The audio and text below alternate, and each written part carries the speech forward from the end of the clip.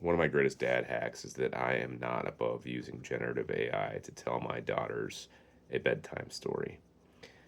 But it's not just using generative AI, you have to be a solid bedtime story prompt engineer. And I'd like to think I'm probably the world's greatest. So tonight, I'm going to read you the bedtime story that I told tonight. And people like this, maybe I'll make it a series. Tonight's story is Claudette's Great Escape. Claudette was not just any Limburger cheese. She was a third generation Limburger, crafted by the renowned Maître Fromager Philippe Dubois of the Ardennes region. Her rind had been lovingly washed with brine solution for precisely the right amount of time. Her aging had been carefully monitored to temperature controlled caves. Her aroma, well, she knew her aroma was an acquired taste, but among those with sophisticated palates, it was recognized as a complex and character filled aroma, which made her current situation all the more unbearable. This cannot be happening, Claudette whispered to herself as she stared out from the foggy glass of the refrigerated display case in the Piggly Wiggly of Van Wert, Ohio. Around her were packages of Kraft singles, a few sad blocks of mass produced cheddar, and most insultingly of all, several aerosol cans of easy cheese. This was not where she belonged. This was not her destiny. Claudette had spent the formative weeks of her existence dreaming of the elegant cheese counter at Lunds and Byerly's in Edina, Minnesota. She'd heard the older cheeses whispering about it during her time in the aging cave, a paradise where knowledgeable cheesemongers in crisp aprons would describe her complex flavor profile to appreciative customers, where she would be wrapped in a special cheese paper and placed in environmentally friendly tote bags alongside artisanal crackers and small batch jams. Instead, a shipping error had sent her here to what one customer had referred to as the armpit of Ohio. Day 3 in exile, Claudette murmured gloomily. The fluorescent lights hummed above, casting an unflattering glow that made her creamy interior look sickly rather than inviting. You new around here? Came a gravelly voice from her left. Claudette turned slightly to see a block of orange cheese with an unsettling plastic sheen. I am temporarily misplaced, she replied, with as much dignity as she could muster. There's been a terrible mistake in my shipping. The orange cheese let out a wheezy laugh. That's what they all say at first, honey. I'm Buck, hickory smoked processed cheese food. Been here 8 weeks. 8 weeks? Claudette gasped. That was practically a lifetime for a soft cheese like herself. But surely you've passed your best by date. Buck chuckled. They don't check those too carefully around here. Not unless we start growing visible mold. And even then, he trailed off ominously. Claudette shuddered. This was worse than she'd imagined. She had perhaps 2 weeks before her texture would begin to deteriorate beyond acceptability. If she didn't escape soon, she'd never fulfill her destiny of being served on an olive wood board alongside Castelventurano olives and honey drizzled walnuts. I need to get out of here, she declared. I need to get to Minnesota. Minnesota, Buck whistled low. That's ambitious. How you planning to pull that off? It was a fair question. Claudette was, after all, just a 6-ounce block of cheese. She had no limbs, no obvious means of transportation, and, if she was being honest with herself, a tendency to soften considerably when at room temperature. I'm working on a plan, she said, more confidently than she felt. The opportunity presented itself 3 days later. Claudette had almost given up hope, having watched family after family pass by her section without a second glance. The few who did pause near the specialty cheese section usually wrinkled their noses and moved on quickly. Limburger's distinctive aroma was not appreciated in Van Wert, Ohio. But then, on Wednesday afternoon, she heard something that made her perk up. Yeah, we're driving up to Minnesota this weekend for my cousin's wedding, said a woman, examining yogurt containers nearby. Leaving Friday morning. Minneapolis? This was just minutes from Edina. This could be your chance. Claudette strained to hear more details as the woman continued talking to her companion, a teenage girl who was clearly her daughter. Mom, can we please not stay with Uncle Dave this time? The girl pleaded. His house smells like feet. Honey, hotels in Minneapolis are expensive, and your uncle offered it's just for 2 nights. But he's so weird. He collects those creepy dolls and eats gross food. Your Uncle Dave has eclectic tastes, the woman conceded, but he's family. Eclectic tastes, that was it. Claudette's spirits soared. Anyone described as having eclectic tastes in a house that smells like feet might be exactly the sort of person who would appreciate a fine Limburger. Now, she just needed to get these people to buy her. In a moment of inspiration, Claudette concentrated all her molecular energy and, with tremendous effort, caused a subtle shift in her packaging, creating a small, hardly noticeable tear in the corner of her wrapper. Manager's special, she whispered, willing the universe to cooperate. As if on cue, a teenage employee in a Piggly Wiggly uniform shuffled by, listlessly checking the dairy case. His eyes landed on Claudette, noted the small tear, and with a sigh, he pulled out a roll of reduced for quick sale stickers. Slapping one on her package, he adjusted her price from $7.99 to $3.49. It was slightly degrading, but Claudette was prepared to sacrifice her dignity for freedom. Now she just had to wait. The woman and her daughter continued their shopping, gradually making their way around the store. Claudette feared they would leave without coming back to the dairy section, but finally, blessedly, they returned to grab a carton of eggs. Oh, look, Sophie, the woman said, noticing Claudette. Limburger cheese. Your Uncle Dave loves this stuff. It would make a nice host gift, and it's on sale. The girl made a gagging noise. That's the stinky foot cheese. Gross. It's actually considered a delicacy in some places, her mother replied, picking up Claudette and examining her. And your uncle would appreciate it. He's always complaining that he can't find good cheese in his neighborhood. Despite the less than flattering description, Claudette had never been so happy to be called stinky foot cheese in her life. She held perfectly still, hardly daring to hope. Whatever, the teenager sighed. Just make him keep it in his fridge, not the guest room. And just like that, Claudette was placed in the shopping cart. Phase 1 of her escape plan was complete. The next 2 days were spent in the dark confines of a refrigerator that contained far too many takeout containers. Claudette shared the space with half-empty bottles of condiments and suspicious-looking leftover casserole, but she didn't mind. She was on her way to freedom. On Friday morning, she was wrapped in a gift bag with tissue paper. A bit much, she thought, but she appreciated the sentiment and loaded into a cooler with ice packs. The cooler was placed in the trunk of a sedan, and the journey began. The trip was long, nearly 10 hours with driving stops. Claudette spent the time planning her next move. Getting to Minneapolis was just part of the challenge, but she still needed to make her way to the specific Lunds and Byerly's in Edina.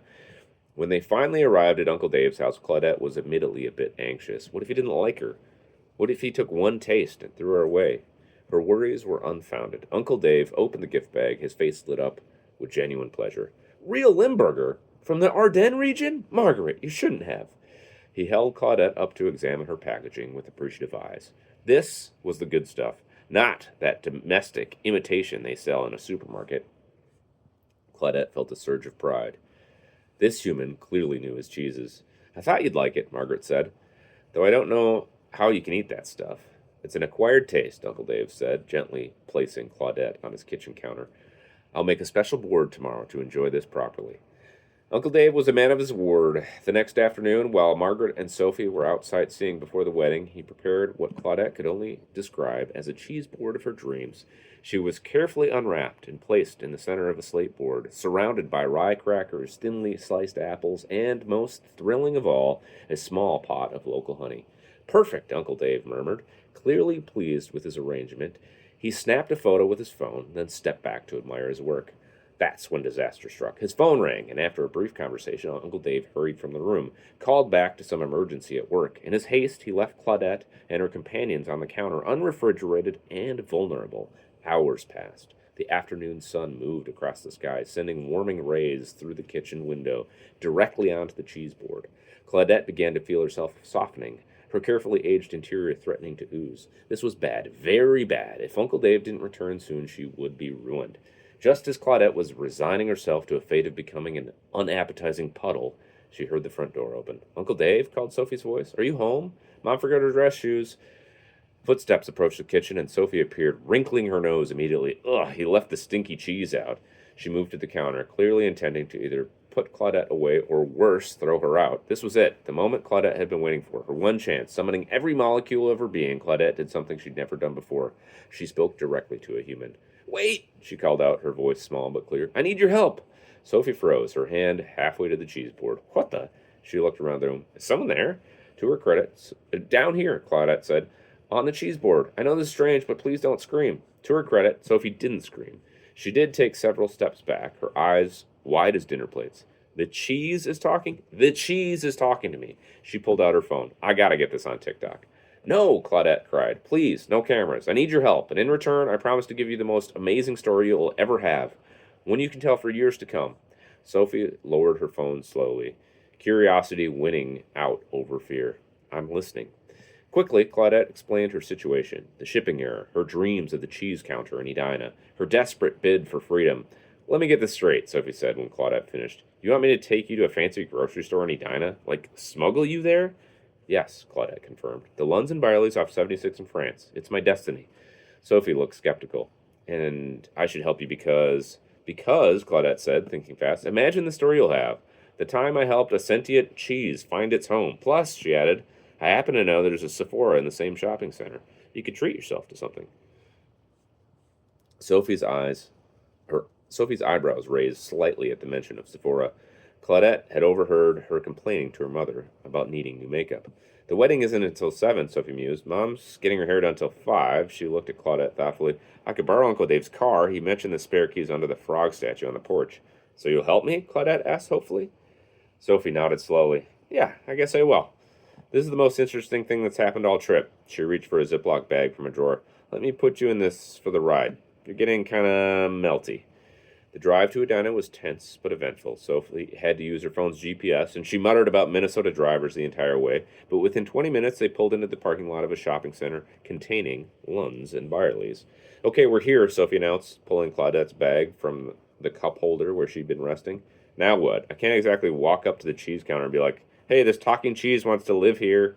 It was a fair point, and one Claudette hadn't fully considered. Just get me into the store, she decided. Near the specialty cheese section. I'll handle the rest. Sophie slipped Claudette into her purse and they entered the store. The moment they walked in, Claudette knew she was home. The atmosphere was exactly as she'd imagined. Elegant lighting, tasteful displays of gourmet foods, the gentle hum of classical music in the background. The cheese counter's over there, Sophie whispered, nodding towards a glorious display where a man in a crisp white apron was carefully slicing something that looked like aged Gouda for a customer. Perfect, Claudette whispered back. Get me as close as you can, then created distraction. Sophie wandered over to the cheese counter, pretending to examine the offerings while the cheesemonger finished with his customer. When the customer left, Sophie stepped forward. Excuse me, she said politely. Do you carry, that fancy cheese that smells like feet? For my uncle, she added quickly. The cheesemonger smiled kindly. Ah, you must mean Limburger. Yes, we usually stock it, but I'm afraid we're temporarily out. Our shipment was misdirected somewhere in Ohio, if you believe it. We're expecting a new order next week. Sophie's eyes widened slightly. That's quite a coincidence. She glanced down at her purse. Actually, I just remembered I need to check something in the bakery section, over there. She pointed vaguely toward the other side of the store. Of course, the cheesemonger said. Let me know if you need anything else. As soon as his back was turned, Sophie unzipped her purse and whispered, Now's your chance. Good luck, cheese friend. With a subtle movement, she deposited Claudette on the counter behind a display of crackers, then walked swiftly away. From her new vantage point, Claudette could see the entire cheese case, a temperature-controlled paradise filled with every variety of fine cheese imaginable. Brie from France, Stilton from England, artisanal cheddars from small Vermont dairies. And there, in the center, was an empty space with a small card reading Limburger, temporarily out of stock. Her space, waiting for her. Gathering her courage, Claudette cleared her throat, or what would have been her throat if cheeses had such anatomy. Excuse me, she called to the cheesemonger. I believe I'm your missing shipment. The man turned, confusion crossing his face as he searched for the source of the voice. When his eyes landed on Claudette, they widened in shock. I know this is unusual, Claudette continued quickly, but I've traveled a very long way to be here. There was a shipping error, you see. I ended up in Van Wert, Ohio, the armpit of the state, truly, but I've made it here at last, where I belong. The cheesemonger blinked several times, then adjusted his glasses as if that might correct what he was seeing and hearing. I must be working too many hours, he muttered. You're not hallucinating, Claudette assured him. I am indeed a talking Limburger cheese, but more importantly, I am the exact Limburger cheese your customers deserve. Properly aged, carefully transported, well, more or less, and ready to fulfill my destiny on your cheeseboard displays.